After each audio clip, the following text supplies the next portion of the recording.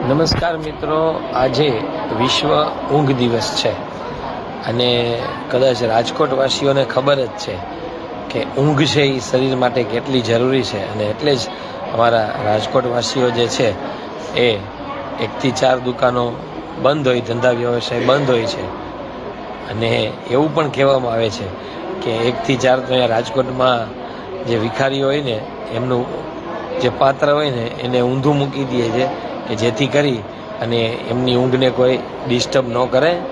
તો આપ સૌને આજના દિવસે વિશ્વ ઊંઘ દિવસે ખૂબ ખૂબ શુભકામનાઓ. શરીર માટે જેટલી પૂરતી ઊંઘ છે એટલી આ ભાગદોડની અંદર આપણે સૌ લઈએ એ જ સાચી વિશ્વ ઊંઘ દિવસની ઉજવણી કહેવાય. કારણ કે પૂરતી ઊંઘ ન મળે તો શરીર છે એ ખવાતું જાય છે. તો આપ સૌનું ધ્યાન રાખો અને પૂરતી ઊંઘ લેતા રહો.